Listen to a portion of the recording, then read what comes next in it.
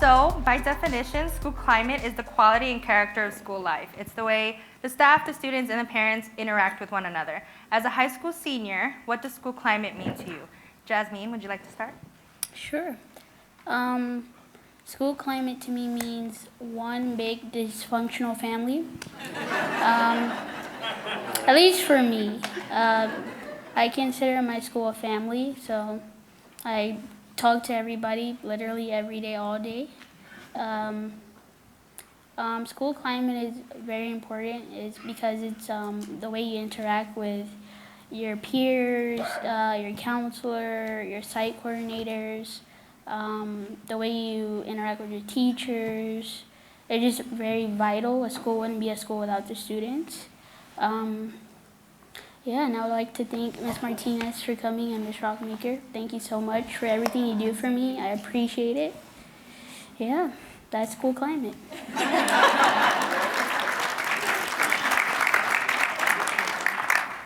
All right, Jasmine, so you kind of like elaborated on just interaction and the importance of school climate, right? Leslie, would you like to add to what Jasmine had to say? Of course. So one of the biggest things about going to a school is how you feel there. And so the environment is really important, because if a student feels like he doesn't want to be there, he or she doesn't want to be there, then they will not give their all or their best. So I feel like school climate is very important, not only to teachers, but students as well. Awesome. Guadalupe, you want to add? I totally agree with what my companions have to say, because honestly, school is my safe zone sometimes, and the relationships that I build at school are what keeps me sane sometimes. And my coordinator, both of my coordinators, have kept me alive, I guess you can say. Yeah. Wow, that was really good, right? As a student, I know when I was in CIS myself, going through the program, school climate was kind of negative at that time for me, because at that time there was a lot of changes with school admin. I didn't notice school climate being positive until CIS kind of walked into my life at that point, right? And for us as students, we are the most important stakeholders, I would say. What is your perspective on how students can influence school climate? Leslie, would you like to start? Of course. So one of the things that's actually happening at my school, or has been happening this year, is there has been a lot of changes in administration. Many of you may known that we lost our principal, and in that a lot of our administrators actually left as well. And so we have been really confused on how a lot of students don't really know who to come to. So they just see random people coming in and out, and they do not know what's going on. And that causes a really negative environment around our school, because people think that we're really unorganized and that they're really just coming to school just to get their credits and leave. And so that's why we, sorry, can you repeat the last part of the question? No worries. What is your perspective on how students can influence school climate? Okay. So at our school, we have a lot of protests, and we have had a lot of students that are not in clubs or organizations come out and speak their opinion. And we have seen a lot of them become really passionate about what's going on in our school. And that's why, like, I personally know that students really care about how their administration is running around. And many teachers or administrators don't really notice that, but we do. Yeah, it sounds really challenging not having firm leaders on your campus, but it's really inspiring that you guys are actually doing something about that and speaking up. Guadalupe or Jasmine, do either of you guys want to pitch in? This year, we changed our vice principal, and it has been chaotic because they started implementing new rules and regulations, and it was just like a big bug to us, because we didn't really know what to do, how to approach it, and it was pretty hectic. Yeah. Yeah, to elaborate, so we have a new ID policy. We have to wear IDs every day. I don't like lanyards, so I just clip mine on. This morning the line was very long, because now if you don't have ID, they get reprinted. And if you lose that, the fine is $5. I think students can have a great impact. I feel like I do. I'm in student council, so we handle dances, all events handling students. So this week we're preparing for a dance, and I don't know, I'm so nervous, but because this is what, 300 people, but I can stand in front of my entire school. Yeah, it's super nervous. Yeah, students can have a great impact. Being a leader is very important to me, so even if I don't want to do things, I do them because other people are looking at me and looking for direction from me, so I try to be on my best behavior. It's definitely hard. To elaborate a little bit more about the new lanyard policy, like she mentioned, the first one is free, but after that, they do charge $5. And if you cannot pay that fine, you will not be able to graduate. And I feel like it's a really big setback because most families cannot even afford food and cannot even afford clothing. So I feel like for a lanyard, it's, pardon, but it's pretty stupid because, you know, there's more necessities than your ID. So, yeah. And to just add one more thing, because of all the changes that has happened to our school, a lot of kids have spoken out and said that they feel they feel like they have been more of like prison-like. Like any child, when they're given a new set of rules right away without any explanation, they felt like they were being punished instead of seeing that it was their way for safety. Yes. And that can be really negative because they come to school and they're like, why am I here if they're treating me like a prisoner? Yes. This shouldn't feel like that. So that's one of the things I like to add. Right, and that can be challenging, right, on school climate Yes. overall. Just back to your student voices, how can adults ensure we include student voices in our policies and activities inside of school? I'll start with you, Guadalupe. What, can you repeat the second? Yeah, no worries. How can adults ensure we include student voices in our policies and activities inside of schools? I feel like more communication because a lot of administration and teachers just put it out there and we just see a flyer. We don't really understand what's the cause, what will be happening. Like they just hand it to us and we really don't understand for what it is. So I feel like more communication is key. And that way that can be avoided, right? Feeling like you're a prisoner on your own campus. Like, Yes. hey, we want you to wear these IDs for your safety so we know everyone on campus belongs here. Yes, correct. Okay. Leslie, do you have something to add? Yes, of course. So I think communication is really one of the biggest things, and also just teachers reaching out to students in general, because a lot of students feel like since they don't know the person that they might judge them right away, and so they feel like they won't understand where they're coming from. But in reality, teachers actually grew up in our own community, and most of them actually. So I feel like they would be able to give them advice and help them out in whatever they can, but teachers don't really put themselves out there like that. They just go to and do their job, and that's what really is missing, that connection between teachers and students. I agree. Having a great connection with your teacher is very important. I tend to be more engaged in class if my teacher has, showed some realness to them, and everything's not just like, about math or English or science, but we all are people and we all have a life.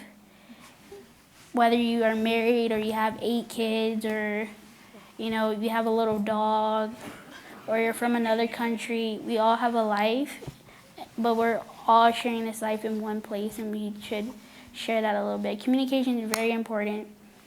I feel like I feel like sometimes we as students shouldn't have to put in so much effort. Like, I think sometimes our teachers should take initiative to check on us a little bit. I feel like this week I've had to go to my teachers more than they ever came to me about things I may be going through. Yes, definitely. Because there are some times where we feel we don't want to be at school because there's situations happening at home, and just school might not be a good place. And instead of teachers reaching out and helping, they're actually like making us feel more bad if we're not engaged and, you know, participating in class. Yeah, sometimes we need an off day. Yeah, like most of you. So overall, we feel like if the adults on campus were checking up on us, we'd feel better. Yes. Yeah. And what could that look like? What would be a good like check-in? So one of the things that the CIS program actually does is that they're always kind of just, oh, how are you today? Simple things like that can make a difference, and a lot of people don't realize that. Like teachers just start the day off and they're like, okay, let's start off with notes, but they never ask, hi, like how are you doing when you walk in or anything like that, and that can make the biggest difference. One of the things that one of my AP teachers have done is that she gave us a writing assignment. She's an English teacher. And she just asked us, what is one thing that you wish I would know? So that way she would know what's going on with you. And I feel like that was a great way to really get to know your students and give them the opportunity to talk to you. But a lot of teachers don't really work like that. So I feel like if the adults at my school just work together to figure out how they can make school better for students, then that would be one of the greatest things to make school climate a lot better. Right, and I would say just student voices overall impacts, right? At Bailey Middle School, I know that what we're working on for our students is just having each student show how they feel, like on a scale of 1 to 5, how they're feeling that day. Because like you said, how you guys are feeling that day can overall impact how you exceed in school, right? Yeah, So I that's think a our good idea. teachers should nag us. I know that sounds kind of crazy, right? My site coordinator nags me like every single day. Is that true? Every single day. I mean, not just like one day, all day, every day. Right. But I love it because it keeps me grounded. So our teachers should nag us. That's what they should do. Right. Yeah, So every day just nag you, right? yeah, every day. Okay. Hey, how you doing? Hey, I know I just had you, but how are you? Right? That would be a great idea, right? Yeah, just nag us. Okay. Yep. That's the way to go. Nag, nag, nag. All right. Yeah. Okay, so nagging, we wrote that down. Right, got Everybody it. wrote that Got down. it all checked. Nag your students. So as site coordinators, we get the opportunity to really hear about the stories that you guys have and to see kind of a little bit of like what walks of life that you guys are all leading. What are some barriers that you know like students on your campus are struggling with that maybe not everybody knows about or not enough people talk about? Like I mentioned before, most students are struggling financially. For like right now, it's my situation because neither my mom or I drive, and transportation is a big issue here because we have to be in one place one day and then in the same day things accumulate and it's just too many things to do in one day. And for example, today I missed my first period because I have to take the bus, and the bus didn't arrive on time, and so I missed first period. And I love being at school. Like, it's my safe place and everything. And for me to miss my first period was like devastating. Like, even my site coordinator, she's like, "Why weren't you at school?" And I was like, I'll be there. I was like, I'm gonna be there. Like, yeah. Yeah, So- transportation is a huge issue. Like, everyone's usually late if they take the bus. That's just, it's like you have to give something, to get something. If you want to get to school, you risk being late every day. Yes. I've been catching the bus my whole life, always late because of the bus. I try to get around it. Either you do or you don't. It's hit or miss. Some of the barriers, money, clothes, food, at least those have been the barriers for me. I've been living in the shelter since September, over it. So don't ever go to the shelter. Try to avoid it, keep your job.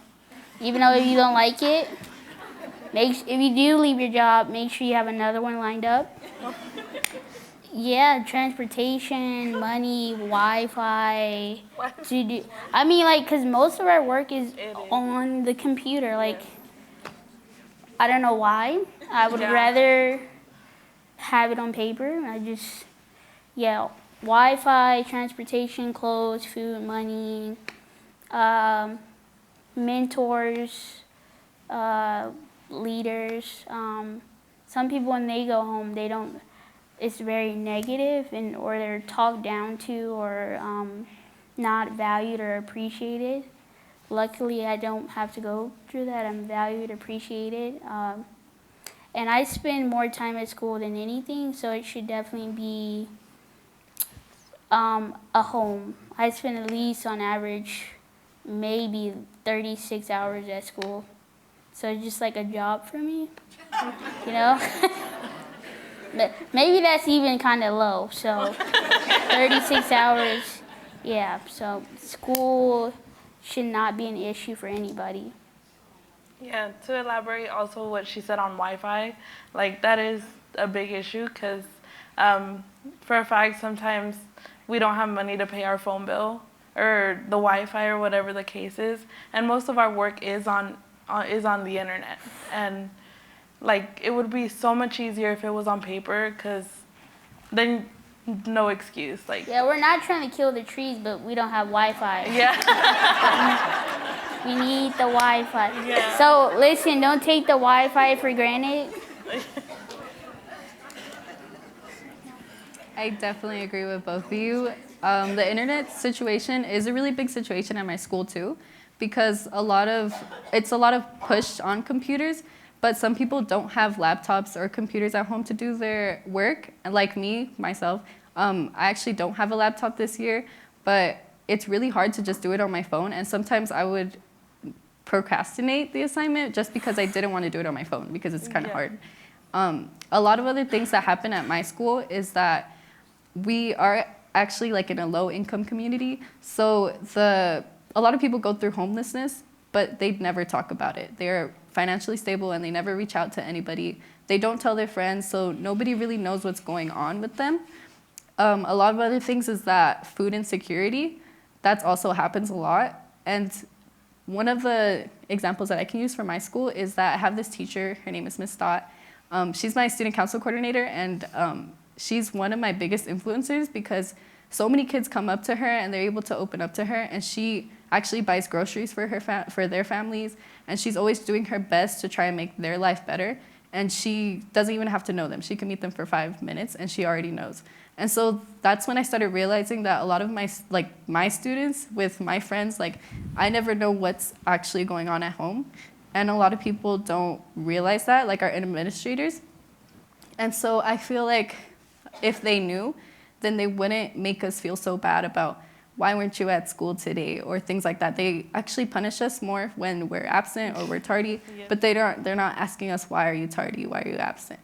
And so a lot of things that happen at my school is that siblings have to grow up way faster than they're supposed to. So they can be 15 years old, but they have to act like they're 18, taking care of their little sister, taking them to school, or staying at home sometimes because their parents can't take care of their siblings. And so I feel like that's one of the biggest issues. And if administrators knew that, instead of just punishing them, then they would feel like they can open up to them more instead of getting in trouble for not showing up to class, or sometimes being like giving attitude and bad behavior, because you never know what's going on at home, and anything that happens at home can affect how you are at school. Definitely. So I feel like that's a really big issue. And yeah, you never know what happens behind closed doors because you only see a set from 7 to 2. So everything that happens after that, you don't see it. Don't feel alone. I don't have a computer. I've never owned one in my life. Yeah, I see a lot of kids get in trouble, and I've been doing a lot of research for this, a lot, a lot of observing. A lot of kids get in trouble, but I can tell that they have something else going on. Like maybe a week ago, I was in the office, and this kid, he had like, I don't know, like 72 detention days, lunch detention. He had maybe 3 weeks of in-school suspension. I was like, if it's getting to that point, there's obviously something going on. Like, why haven't you dug deeper? And it made me so mad, but I just, walked away. Because again, being in student council, you're in the spotlight, so you can't really act as crazy as you would like to. So, yeah. That was crazy. How do you accumulate 72 days of, like, lunch detention and then 3 weeks of in-house? Like, why? Yeah.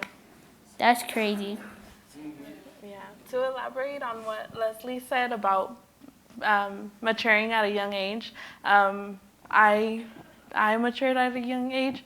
My father, he passed away when I was only 7, and my brother and his girlfriend got pregnant at a very young age, and they weren't responsible enough to take care of the baby, so I stepped in, and I was only 7, and so that was really hard. Currently, I still take care of the baby, so sometimes I do miss school, and like I almost got suspended because I missed so many days, and what I don't understand is that you miss days, but they suspend you, so I don't. Yeah, thank you. Amen to that. Yeah. Oh, you weren't in school. Let's keep you out of school. Yeah, I don't understand. Does not even make sense. But So silly. that's our system. Yeah. Don't cry on me, please. Don't Oh, cry. I'm not crying. I'm not I crying. saw you. Yeah, You no. too. I saw you over here ready to cry. Don't cry on me. No, okay? I'm not. I won't cry. But that's one of the big issues, because how are they going to keep you from school if you're at the beginning not even really going to school? That's one thing that baffles me so much. I don't understand. Yeah, I see a lot of teachers also kicking students out of the class. Instead of doing that, you should probably ask, what's bothering them to act out like that. Like little kids, when they're like scribbling on the wall or having a tantrum in the grocery store, it's probably because they have something that's wrong, that's bothering them. Yes. That's just everybody. If we're having a bad day, we try to, if we really want to show it, we act out. So you should probably, like if your best friend is having like the worst day and she's not responding or, like, hey girl, you should probably be like, hey, I know you're having a bad day, so would you like to talk about it? Instead of being like, how come you didn't answer my call? I was trying to tell you about how Jason, he was so cute at the mall, or, like, really try to assess the situation versus. All right. That's Whoa. We got it deep.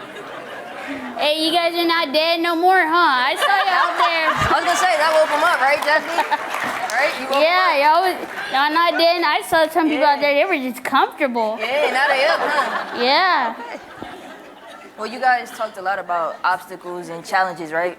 And you guys are like kind of representing for your schools today, right? So other Definitely students. wearing my jacket. There you go. Yeah, you already know. Bench for pride. Not to crap on your school. That's fine. But you guys are kind of speaking for other students back at your school, right? So Yes. what we call it is like those backpacks, right? Of stress that you're carrying. The things that you deal with at home, you're kind of bringing into school, right? And that can be very challenging. Yeah, Would you agree? definitely. Right. Okay. Leslie, the next question, I'll start with you.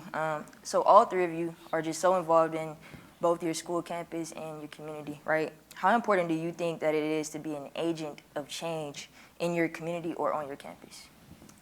So the way that I am involved in school, I'm actually a part of the student organization of Latinos at my school, which have given me a lot of opportunities to speak out about any changes and represent the Latino community in my school. So that's one of the most important things to me. I'm also like you heard earlier, senior class president in my school student council.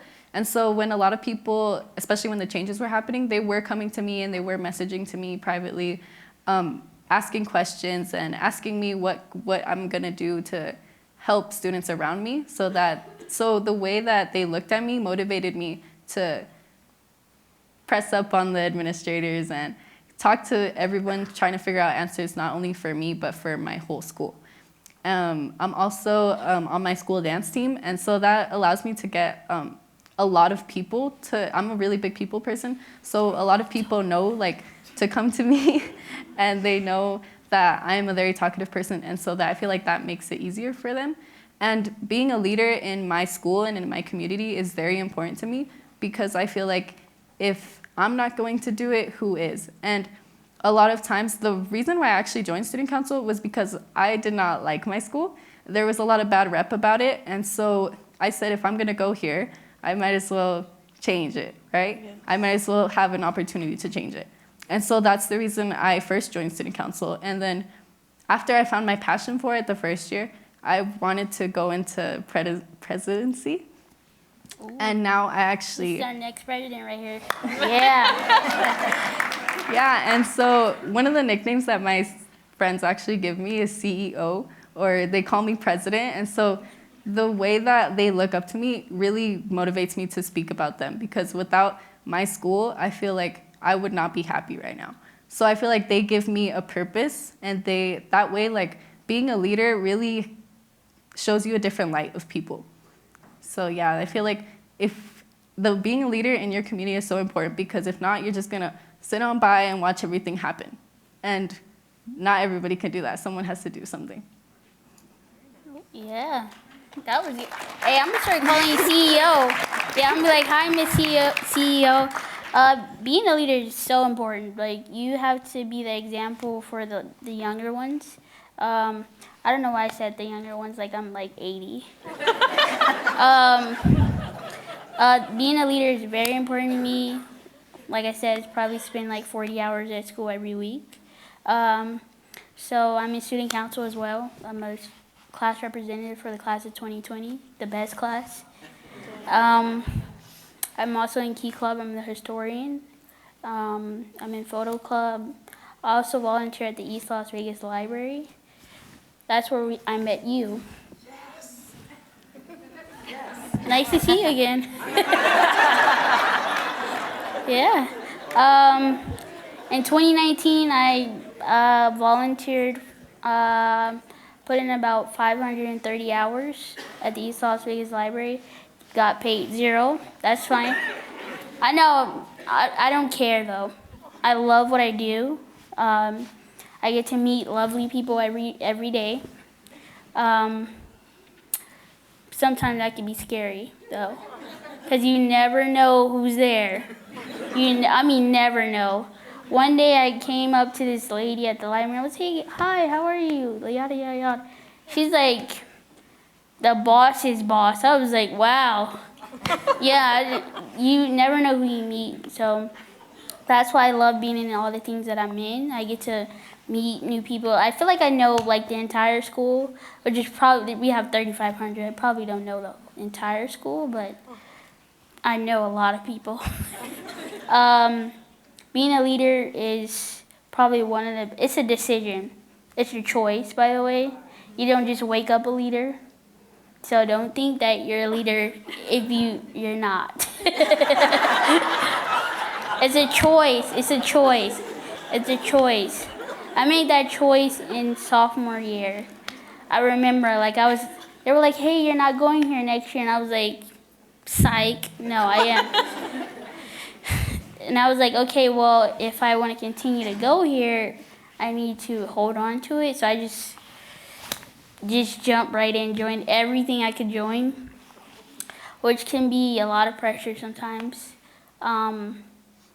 So in student council, we're in charge of school activities, and recently we had a conference this past weekend. It's called Zone, and you interact with other student councils. yesterday I just found out that someone I volunteer at the library is also in student council, so we got to connect. And sometimes you should dig a little deeper around the people that you just casually say hello and bye to, because you find out more things and more about their situation. So I love talking to people. I love talking, people, everything. Like, I've talked to some people in the audience, and you know, some of those people were the comfortable ones, just by the way. Yeah. What's her name? Margaret? She was real comfortable. Like, I mean, I seen her somewhere. Yeah, she was comfortable. She was, but I just randomly started talking to people, because that's my thing. And again, I want to say thank you to all the lovely people in here. Can we give them a round of applause, please? There's that leadership coming out again. Go ahead. Did you want to add to that? They said everything, yeah. They said more than enough, yeah. Yeah. I can't help it sometimes. When I get started, I'm started. Yeah. Awesome. Okay, so one of our last questions is, what is one takeaway, challenge, or obstacle that you wish the adults on your campus knew? Maybe we'll start with Guadalupe. That's difficult, because there's many things that are obstacles and that we would like to share, but also we wouldn't want that pressure on the administrators, because there are so many students. I'd feel like a very big obstacle would be the exact communication and the relationship with the students. We know that the administration isn't many, equaling the students that a school has.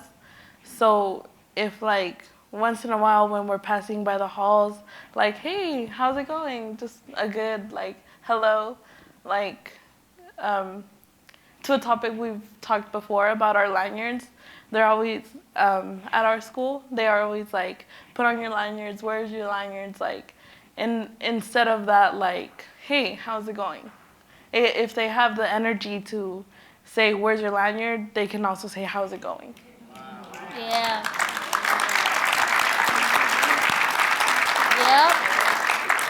Yep. And I sometimes wish students worked hard to not just be that kid that is told, hey, take off your hood and let someone know what's your name. Freshman year, everybody like, take off your hood, blah, blah, blah, or never really had a conversation with me. And that was kind of annoying to me. So I always try to let people know who I am and my values and my morals and what I stand for when I walk into a room. I won't let you forget my name. I won't let you mispronounce it. Oh yeah, everybody knows that. Names are important. Very important, as much as food, water, clothes.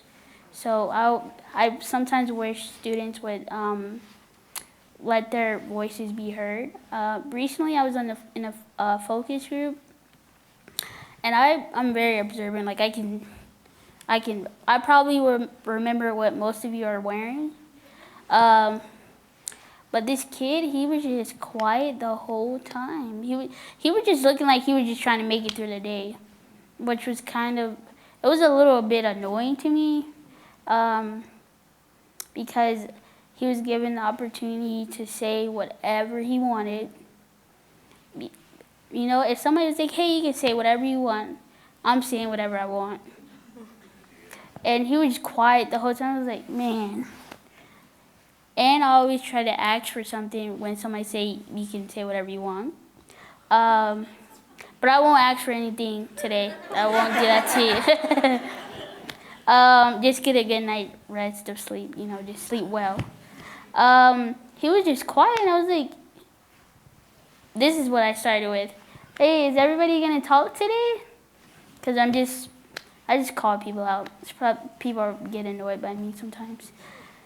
But he was quiet, and I was like, okay, well, you're probably not going to get another opportunity like this. So when they were like, hey, you want to go speak in front of 300 people, first thing that came to my head was like, I am not doing that. No, but hey, my site coordinator, she's a nagger. She's a nagger, just all the time. So I was like, you know what? Why not? How bad can it be? Came through this, I was like, oh no, this is a lot of chairs, 2 cameras, tech team over there. Yeah, this is real serious. Like I can't even describe how my stomach feels right now, but it's like super intense. Like, hopefully I don't throw up. No, and you're doing an awesome job. Thank you. You've got everybody laughing. Oh yeah. I'm either super serious or I'm trying to make you laugh. That's it. I'm not serious at the moment. Okay, I'm sorry to be the one that's always bringing it down to more of a serious topic. No, we like it, Miss CEO. But one of the things that was my goal when I was coming here, was that I know you guys are supervisors, site coordinators, leaders of your organizations, and around you, the adults listen to you. And so one of the things this was actually one of my favorite questions. And so, yeah, these some important people right here. Yeah. Yep. So remember my name, okay? So one of the things I wanted to, so the question was, what is one takeaway that we can get, that you guys can get from us? And one of the things is, I wish administrators, adults in our community would dig deeper into the situation than what is on paper. And in education, I feel like it's more about percentages of how many people graduate and how many people go to college, but they never look at the person, and they just want to focus. At my school, that's one of the biggest goals. Counselors even say it themselves, as long as you graduate. They don't care about if you have the lowest classes level possible. They don't want you to challenge yourself. They want you to graduate. And so one of the things that happened at my school is that a lot of kids have mental issues. They often feel really depressed. They have no self-confidence, but they don't speak out about it because they feel like it's normal. And one of the things that make it worse is that adults, they look at this generation as in the throwaway generation. They look at us like, oh, they're involved in social media, they're always on their phones, and so they don't really have faith in the kids at my school. So a lot of kids feel like they're lost, they feel like they're not gonna be anything, but they don't speak out about it because they feel like it's normal. So I feel like if I was to give you guys one takeaway, is to always think more of a person than what you see of them on paper. So even though you see 52 absences, even though you see a 2.6 GPA, always look deeper than what you see, because there's a lot more to a person than what you see on that paper. Thank you.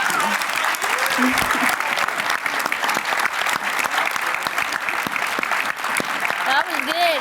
Hey, Miss CEO right here. Miss CEO. She did that.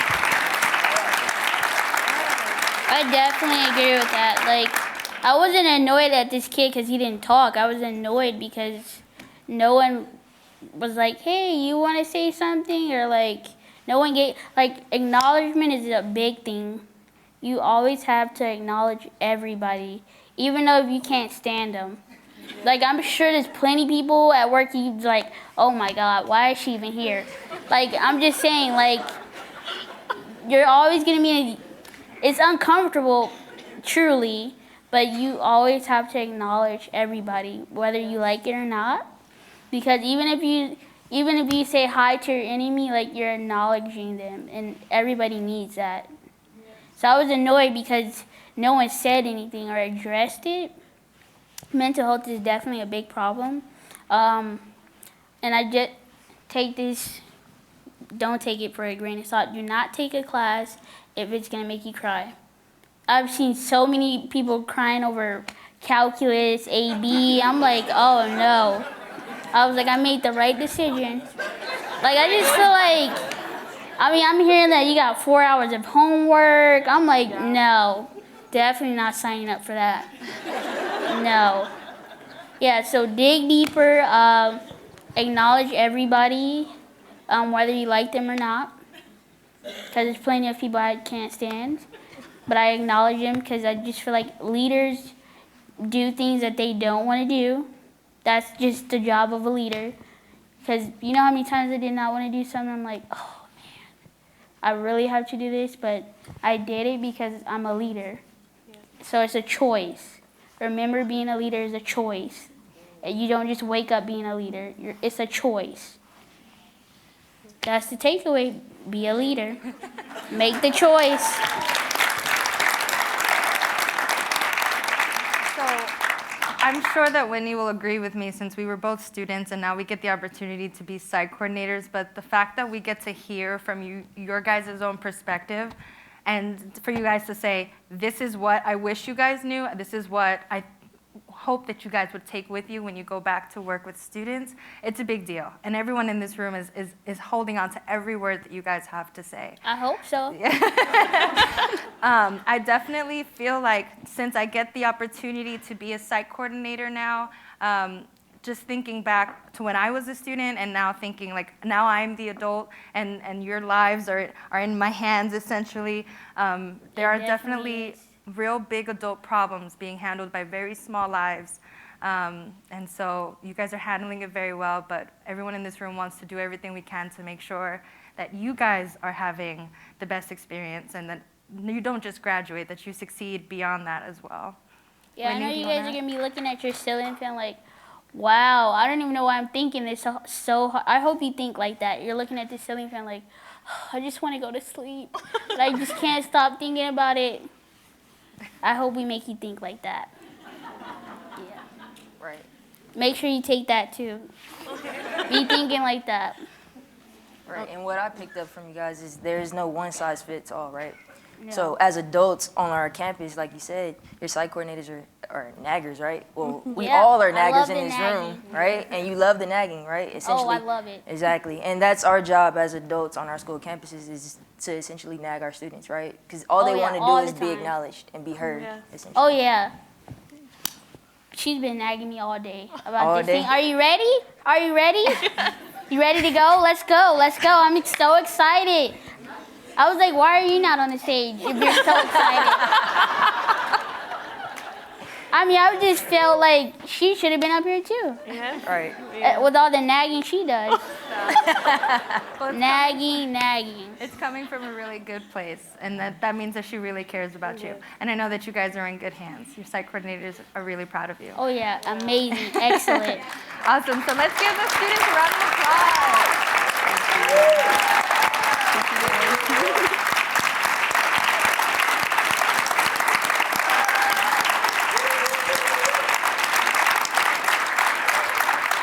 Yeah, so we definitely just wanted to say that we are incredibly proud of you guys, and thank you for sharing your story with us, because it's probably the best thing we've heard all day. I'm sure it is. I mean, And I just sure wanted you to guys give are- a quick. Oh, yeah, go ahead. Sorry.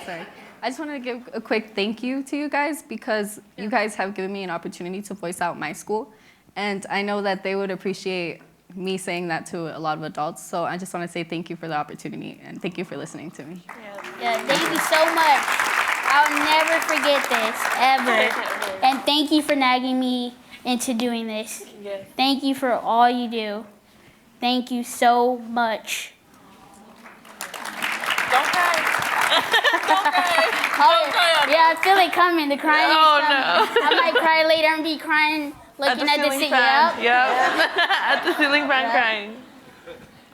Thank you so much. Yes. Make sure you think at the ceiling fan. Make sure you think.